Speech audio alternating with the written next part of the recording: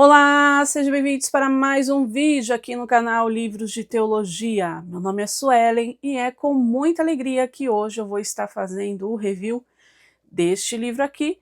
Mas antes, se você ainda não é inscrito no canal, se inscreva, ative as notificações para vocês não perderem nenhum vídeo que eu vou estar postando aí durante a semana.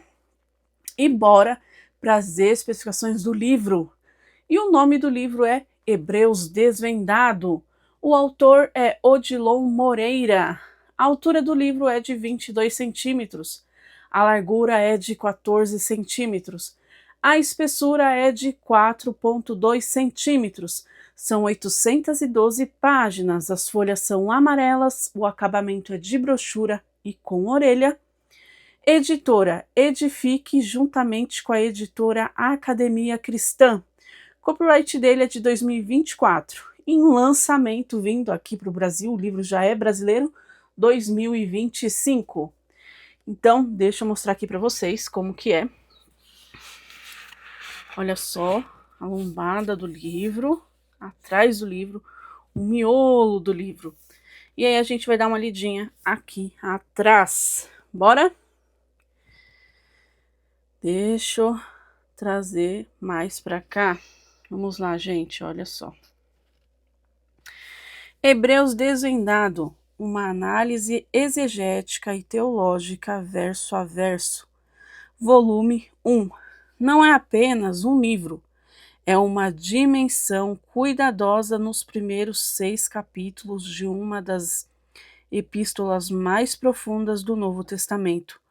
O autor, Odilon Moreira, conduz o leitor em uma jornada exegética rica e acessível, explorando o significado de cada palavra à luz do texto original grego e conectando-as às verdades eternas que revelam Cristo como a manifestação suprema de Deus.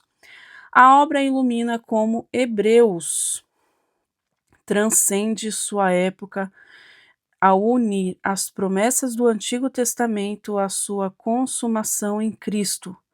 De maneira magistral, apresenta a superioridade de Jesus sobre os profetas, anjos e Moisés, convidando o leitor a uma reflexão teológica que não são apenas que não apenas amplia o conhecimento, mas também aprofunda a fé e oferece um vislumbre da glória divina. Mais do que um estudo técnico, o livro é um guia espiritual que inspira o leitor a sair da superficialidade e mergulhar na profundidade da revelação divina.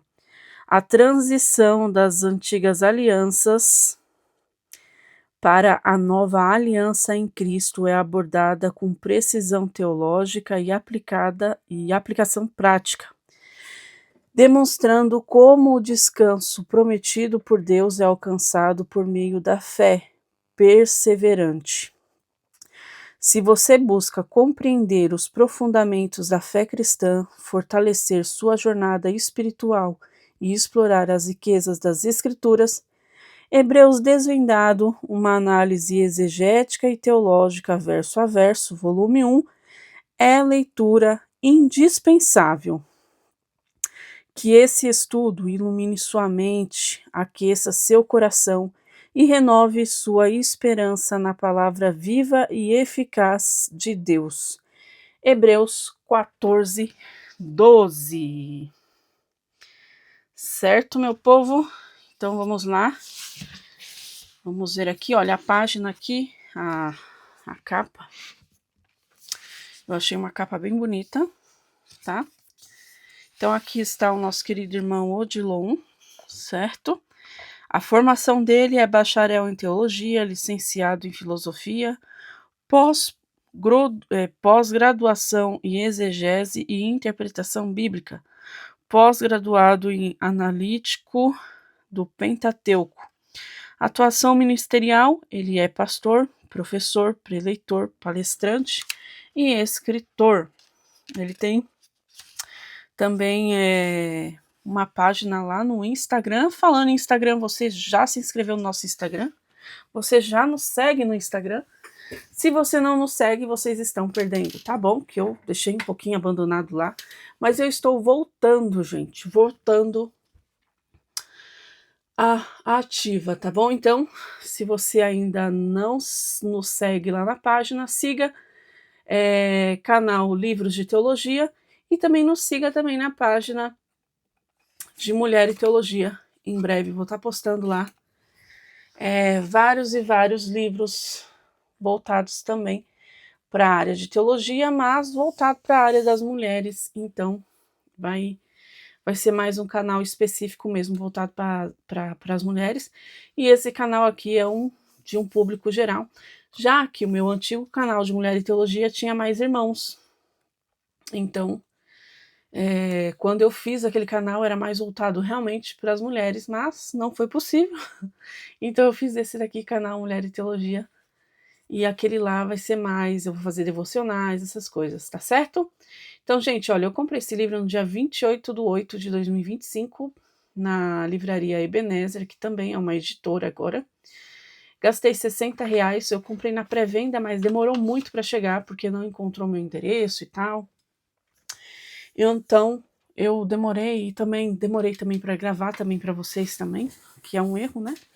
Mas eu dei uma paradinha de comprar livro agora, gente, porque no meu quarto não cabe mais nada, como vocês sabem, minha biblioteca fica no meu quarto, embora tenha lugar aqui para colocar meus livros em casa, mas enfim, não vou entrar em detalhes. Futuramente eu comento com vocês do porquê. Vamos lá, olha. Dados internacionais de catalogação na publicação. Então, aqui a ficha catalográfica. Aqui está falando um pouquinho, né, sobre a edição, que esse livro é a primeira edição. O sumário é bem vasto, tá? Muito vasto. Olha só. Esse livro, ele é formado de uma forma diferente, tá? Eu sei que tem um outro livro, que é o livro de Levítico, e eu ainda não tenho o livro de Levítico do irmão Odilon, que em breve eu vou estar adquirindo também para saber. Eu tenho várias listas de livro para comprar, gente. Tenho mesmo. Mas eu vou ver se eu compro mês que vem, ou esse mês eu compro pelo menos uns 2, para também estar fazendo review e tá postando aí, tá bom? E vocês estão vendo os reviews, gente, que eu tô postando todo... Eu esqueci se é toda... Eu acho que é toda sexta ou é todo sábado ou todo domingo. Eu esqueci. Tá sendo automático. Gravei um monte de vídeos lá. E aí eu vou ter que voltar de novo, porque tá já acabando os livros que eu gravei, certo? Mas não nos deixe de seguir, gente. Por favor. Deixa eu mostrar aqui, ó, a introdução. Vamos ler um pouquinho sobre a introdução aqui, tá bom? Estimado leitor, de grande privilégio é tê-lo folheando as páginas iniciais desta obra. Inicialmente, permita-me apresentar uma breve introdução sobre o que você encontrará nestas páginas. Talvez, ao olhar para o título Hebreus Desvendado, uma análise exegética e teológica verso a verso, volume 1, capítulo do 1 ao 6, provavelmente você já esteja se perguntando: por que devo me dedicar a um estudo detalhado deste livro? Permita-me responder de maneira direta. A Epístola aos Hebreus revela, de modo claro e impactante, a pessoa e a obra de Jesus Cristo. Os primeiros 6 capítulos, em particular, apresentam essa mensagem de forma inigualável. Cada verso deste livro é como uma janela aberta para os céus. Ao olhar por ela, percebemos com nitidez o plano perfeito de Deus para a nossa redenção. Antes de avançarmos, convém esclarecer um ponto fundamental. Este não é um estudo acadêmico árido, distante da realidade espiritual. Não. A exegese, na verdade, uma jornada pessoal E meu objetivo aqui é que você se sinta como se estivesse compartilhando comigo uma jornada flexiva pelas Escrituras, com uma Bíblia aberta, os tesouros contidos no texto original grego. Observaremos que, de modo, as palavras de Hebreus no idioma em que foram originalmente escritas ganham profundidade e nos mostram a grandiosidade das revelações de Cristo, o Filho eterno de Deus. Por exemplo, no primeiro capítulo, o autor de Hebreus começa estabelecendo que Cristo é a última palavra de Deus à humanidade, superior aos profetas e anjos. A palavra superior é usada repetidamente para demonstrar nossa posição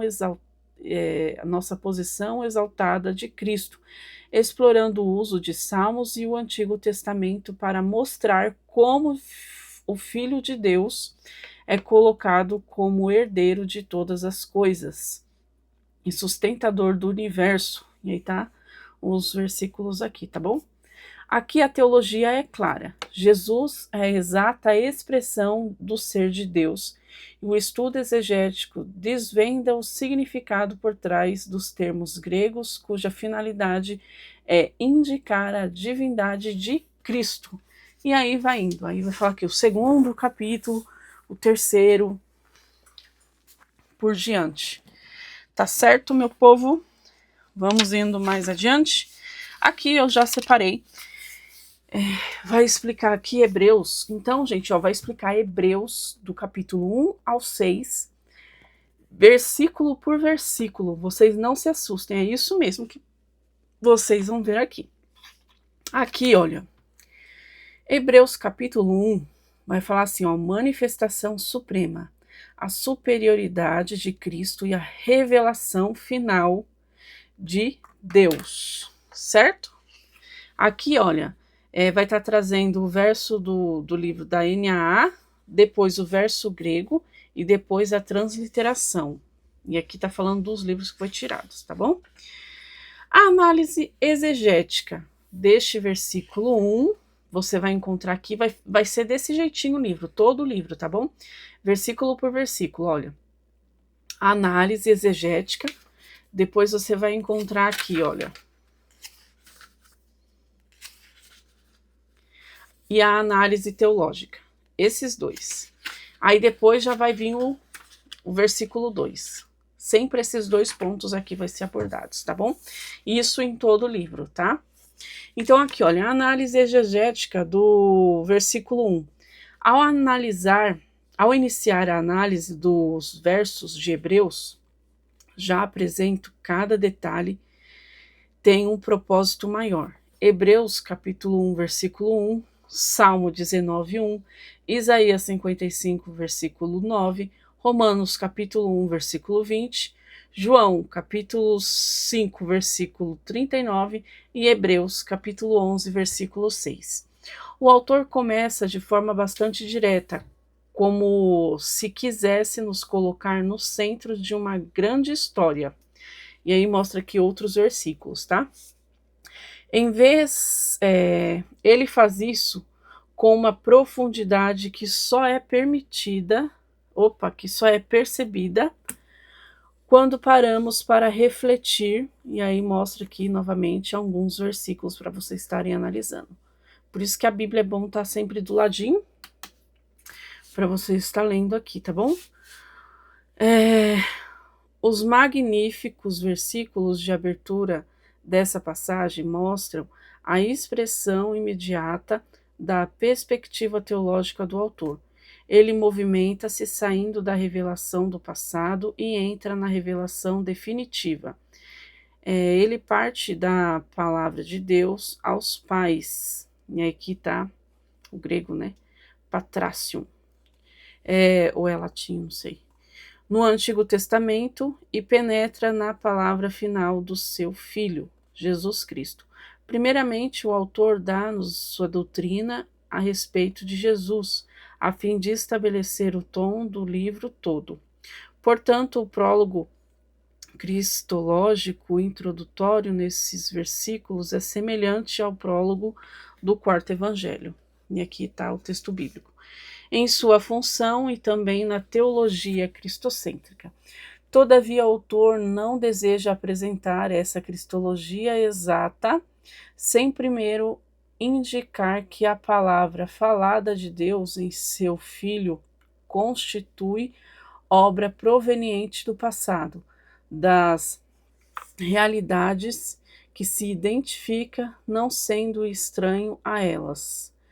O que Deus fez em Cristo foi o clímax do que o Senhor havia iniciado na época remotas. Tendo encerrado a obra da expiação, Cristo usufrui um status superior, uma posição muito acima da dos anjos. Na sua epístola, o autor não está apenas soltando palavras ao vento, cada palavra tem uma intenção, como se fizesse parte de uma linha que liga as revelações de Deus ao longo dos tempos. O exemplo é a palavra muitas partes, e aqui está uma palavrinha diferente aqui, que significa muitos, e aqui está outra, e a palavra e a parte merros. Apesar de parecer uma escolha aparentemente simples, é extremamente reveladora. Essa expressão indica a ideia de que Deus revela-se aos poucos em diferentes ocasiões em que uma forma quase fragmentada. Aqui estão os textos bíblicos, para você dar uma lidinha. Podemos nos recordar de Moisés no episódio da sarça ardente, ou de Samuel ao ouvir a voz de Deus.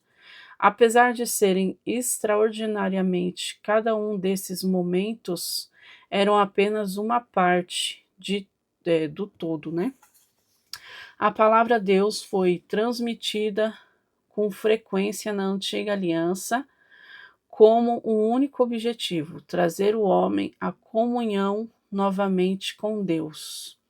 Diante dessa perspectiva, faz todo sentido, não é nós mesmos. Deus sabia que a humanidade, devido à sua iluminação, talvez não suportasse receber toda a riqueza de sua revelação de uma vez. Ele foi se revelando aos poucos, adaptando-se à nossa capacidade de compreender. É como se Deus estivesse nos preparando a cada etapa para algo muito maior. Outro aspecto que nos chamou a atenção é que essas revelações, apesar de serem divinas em partes, nunca perderam a coesão. Não se trata de fragmentos soltos e sem ligação. Ao contrário, cada profecia, cada visão e evento são parte de um plano bem elaborado. Nos mostra como tudo isso se realiza. O Antigo Testamento seria uma preparação cuidadosa para que o Novo Testamento revelasse o clímax da história. Nem sempre estamos preparados para receber a totalidade de Deus em uma só vez. Hebreus, o autor, inicia a sua exortação aos seus leitores, mostrando que Deus nos pegou nas mãos de seus filhos e os conduziu aos poucos à plenitude em que está em Cristo. O Espírito Santo, na contínua inspiração dessa majestosa carta, inspira o leitor até em partículas mais simples da língua grega. Ele usa a conjunção e caia. Parece algo tão básico, não é? Mas aqui, quando conecta muitas partes, polímeros, muitas maneiras, politropos. Ele está fazendo algo muito além de ligar palavras. É como se ela nos lembrasse de que Deus não só falou em momentos difíceis, mas também usou várias formas de se comunicar. Nada disso foi por acaso. o que poderia parecer fragmentado, mensagens separadas por mensagens separadas por tempos e situações, a verdade faz parte de um plano gigante e bem calculado, o plano de redenção. E isso sempre nos faz pensar no quanto Deus agiu de forma intencional e detalhada. E aí vem a palavra muitas maneiras, nos levando a entender que, além de falar muitas vezes, o soberano do universo também falou de várias formas. Ele vem de muitos e maneiras, e quer dizer de muitas maneiras. E não é só sobre a quantidade, mas sobre a variedade. Deus usou tantos métodos diferentes para se comunicar, por exemplo, falou por sonhos, o de Jacó, com a escada celestial. Teve também as visões majestosas de Ezequiel. Ele falou no Monte Sinai, aquela manifestação teofânica com trovões e relâmpagos. Não podemos nos esquecer das metáforas pelas quais o profeta Oséias foi o instrumento usado. É fascinante perceber como Deus usou todas essas maneiras para adaptar sua mensagem ao entendimento humano. Saber se tudo isso enche a nossa alma de regozijo, nosso Deus não está distante. Ele quer ser entendido, quer que a humanidade perdida entenda sua vontade e volte a Ele com um coração quebrantado e contrito. A palavra antigamente palai, que significa havia muito tempo, que significa há muito tempo, também é cheia de significado. Quando o autor de Hebreu usa esse termo, parece que ele está nos convidando a voltar no tempo, a olhar para a história de Israel. É como se dissesse: veja como tudo começou e como tudo está conectado. E realmente está. Desde a antiga aliança, que já apontava para Cristo, até o cumprimento perfeito em Jesus. É maravilhoso pensar que as promessas feitas a Abraão e a história do povo de Deus não foram capítulos isolados, mas partes de uma narrativa maior. Para mim, isso reforça algo essencial: a fidelidade de Deus. Ele nunca muda. Mesmo com o passar do tempo, ele continua cumprindo suas promessas. E isso não traz para nós, caros leitores, uma segurança enorme? Por último, mas certamente não menos importante, temos Deus. Ele é o centro de tudo, ele é o Criador, sustentador e o autor de cada parte dessa história. Mas o que mais nos toca é que Deus não está apenas transmitindo informações, ele quer um relacionamento, ele quer proximidade. E isso muda tudo. Ele fala porque nos ama, porque quer estar perto. Toda vez que Deus escolhe falar, é como se ele dissesse: eu quero que você me conheça. Por vezes, me pergunto, como pode o Criador do universo importar tanto conosco? O verbo falou, lalesas, indica a ação liberada e completa de Deus ao comunicar sua vontade, diferente dos deuses pagãos que eram mudos e distantes. O Deus de Israel é ativo e relacional. Ele escolheu se revelar de forma pessoal e intencional.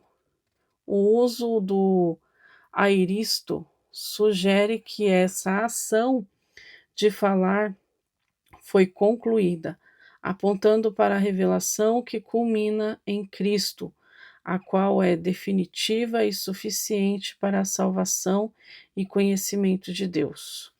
O autor usa a expressão aos pais, apesar de parecer uma expressão simples, ele tem um impacto significativo na história de Israel. Não se trata somente dos antepassados, mas também de Abraão, Isaque e Jacó, homens fundamentais para a formação da identidade do povo de Deus. Além disso, esses patriarcas receberam promessas tão elevadas que, na época, também não foram capazes de compreender em sua totalidade.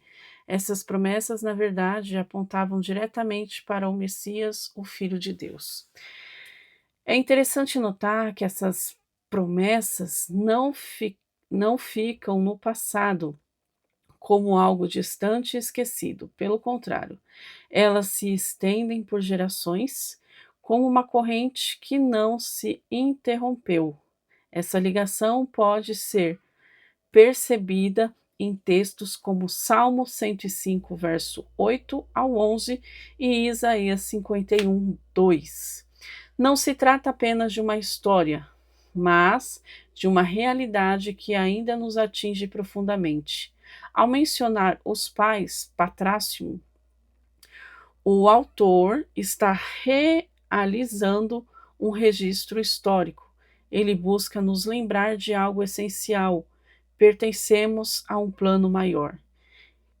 Ele pretende estabelecer uma conexão entre o leitor e a herança espiritual dos patriarcas, demonstrando que as promessas feitas há séculos ainda são válidas. Textos como Deuteronômio 7, versículos 6 ao 9 e Malaquias capítulo 3, versículo 6 confirma isso. Deus é fiel. Para mim, essa fidelidade proporciona uma grande sensação de segurança. Saber o que Deus falou com Abraão continua cumprindo sua promessa hoje é reconfortante. A expressão pelos profetas também é profundamente significativa. Esse homem não era apenas mensageiro, eles eram instrumentos escolhidos por Deus, movidos pelo Espírito Santo. Isaías, Jeremias, Ezequiel, imagine o peso de cada mensagem divinas, muitas vezes para um público que nem sequer as ouvia. As mais impressionantes é que, apesar de grande resistência, eles estavam preparando o caminho para algo ainda muito maior, um caminho ainda maior. Jesus, o ponto culminante. Jesus não é apenas mais um profeta. Ele é a concretização de todas as promessas e objetivos anunciados anteriormente. Textos como Deuteronômio 18:15, Mateus capítulos 17, versículo 5, deixam isso claro. Jesus é o ponto culminante da revelação divina. Ao tratar os profetas, o autor de Hebreus nos mostra como Deus escolheu pessoas comuns para transmitir mensagens extraordinárias. Mas em Cristo temos a revelação final, clara e com autoridade. Todos os sinais apontam para ele. É impossível não se impressionar com isso, concorda? Assim, cada palavra e expressão de Hebreus 11:1 contribui para uma nova compreensão profunda de como Deus se comunicou no passado. O autor enfatiza que, embora a revelação tenha sido fragmentada e diversa, ela foi intencional e direcionada, preparando o caminho para a revelação definitiva em Jesus Cristo. Essa progressão lógica no texto demonstra que todas as partes anteriores da revelação apontavam para algo maior e mais completo, criando uma expectativa que é satisfeita em Cristo, o ápice da comunicação divina. Essa análise exegética nos convida a valorizar a unidade e a coerência das Escrituras. Reconhecemos que toda a história da salvação converge em Cristo. A compreensão da revelação progressiva de Deus nos leva a apreciar como ele, em sua sabedoria, preparou o caminho para a vinda do Messias, comunicando-se de maneira que as pessoas pudessem entender em cada época. Dessa forma, percebemos que a revelação de Jesus não é uma ruptura, mas uma culminação de um processo inicial antigamente, confirmando a fidelidade de Deus às suas promessas. Além disso, ao entender que Deus falou antigamente e pelos profetas, somos lembrados da importância de toda a Escritura na formação da nossa fé, a nossa fé. Os profetas não eram meros portas-vozes, mas participantes ativos do plano divino, apontando sempre para a esperança futura em Cristo.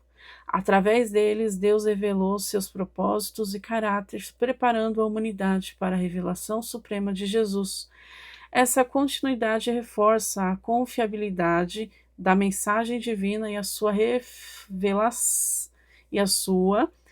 relevância para nós hoje, mostrando que a palavra de Deus é viva e eficaz. Por fim, essa passagem reforça que Deus é um comunicador ativo e deseja que nós o conhecemos. Sua revelação culmina em Cristo, que é a expressão exata do seu ser. Isso nos desafia a prestar atenção diligente à sua palavra, respondendo com fé e obediência à sua mensagem. A conexão entre os diferentes elementos do texto nos mostra que Deus tem um plano unificado que somos convidados a participar dele, compreendendo a profundidade e a riqueza de sua revelação ao longo dos tempos. E aí vai indo, certo? E aí, aqui já vai mostrar a análise teológica. Vocês estão vendo que foi grande aqui, né, o texto, né? Só para explicar um versículo. Mas vamos para a análise teológica, olha só. Na época de Hebreus, aprendemos a ver uma clara diferença entre os métodos usados no passado e a maneira como ele decidiu revelar-se plenamente na era cristã. O passado, Deus usou diversas maneiras para revelar a sua vontade aos antepassados do povo judeu. Era um processo gradual que se dava aos poucos. Ele se manifestou através dos profetas, enviando mensagens em partes e de formas diversas, sempre no momento certo. É interessante notar que essas mensagens não são que não se distribuam de uma forma aleatória. Ao invés disso, eram peças de um conjunto maior, construindo ao longo dos séculos, em diferentes pontos históricos. Tudo isso era parte de um plano cuidadosamente elaborado para ensinar, preparar e, no momento certo, revelar algo final. A expressão em diversas partes e de diversas maneiras, aqui está uma palavra grega, né? Desperta o meu interesse. Ela revela como Deus usava diferentes métodos para se comunicar com a humanidade. Não era uma única revelação abrangente, mas uma série de comunicações parciais. Juntas, elas formam um mosaico. Ao final, revela o plano completo da vontade divina. Deus utilizou sonhos, não se recorda de José, quem não se recorda de José e de suas visões sobre o futuro. Ver também Gênesis 37, do 5 ao 11. Ele também se comunicava através de visões extraordinárias, como as de Isaías e Ezequiel tiveram. Além disso, Moisés revelou os 10 mandamentos no Monte Sinai, bem como os rituais símbolos tais como sacrifícios e festas que apontavam para realidades espirituais mais profundas. É possível É possível esquecer as profecias? Elas eram como lanternas iluminando o caminho para Moisés, para o Messias, quer dizer, repreendido, né? Cada profeta no contexto histórico tinha um papel único, revelando aspectos do caráter de Deus ou do seu plano de redenção. Os profetas não apenas previam o futuro, como também apresentaram mensagens práticas e imediatas. Elas advertiram contra a idolatria, a injustiça social e o desvio da aliança com Deus, despertando o arrependimento. Além disso, contribuíram para manter a esperança messiânica, apontando para um futuro em que Deus resolveria de uma vez por todas os problemas do pecado e da separação.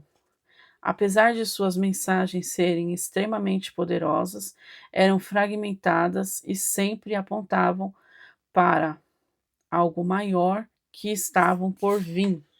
A vinda de Jesus Cristo, contudo, representa uma grande mudança. Deus não está mais utilizando mensagens ou métodos distintos. Ele preferiu falar diretamente mediante seu Filho.